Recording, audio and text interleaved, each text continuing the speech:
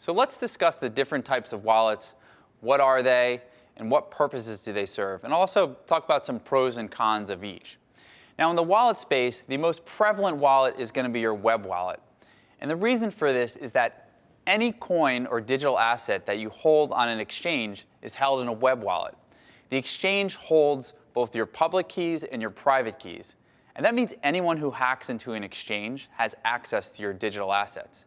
And we've seen hacks before, most notably with the Mt. Gox attack in 2013. Now, the second type of wallet is known as a desktop wallet. So this is a piece of software that you can download to your computer, and you can move your private keys in there. And so the only access that someone would have is if they have access to your computer. The problem with this is if you download malware or some type of virus, someone can hack into your desktop wallet and move your coins elsewhere. The next type of wallet is a mobile wallet. And so a mobile wallet is similar to a web wallet, but it's something that holds your private keys on your phone. Now, obviously your phone has a lot of security. Most phones either have Face ID or Touch ID. The problem with mobile wallets is that if someone calls your cell phone provider and proves that it's you and clones your phone, they immediately have access to all of your coins that are stored, or your private key that's stored on your mobile wallet. The next type of wallet are hardware wallets. So this is a USB stick that you can plug into your computer, and you can move your private keys off your computer safely onto a hardware device.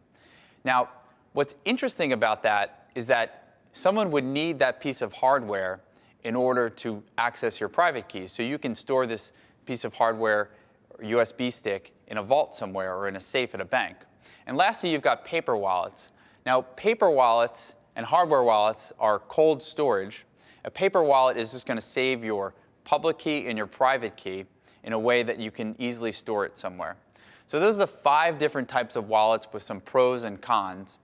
And a couple things to keep in mind, that every time you set up a wallet, you should have a mnemonic phrase. So this is a phrase of 20 words that can identify and recreate that wallet elsewhere. So if you were to lose your hardware wallet, for instance, if you have your mnemonic phrase, you can buy another hardware wallet and restore the same assets or digital assets and private keys on a separate device.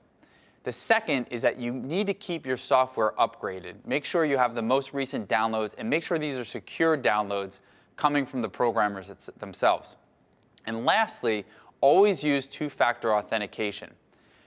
2FA is an app that you can have on your mobile device that gives you a random string of numbers that you need to input before you access any of your wallets.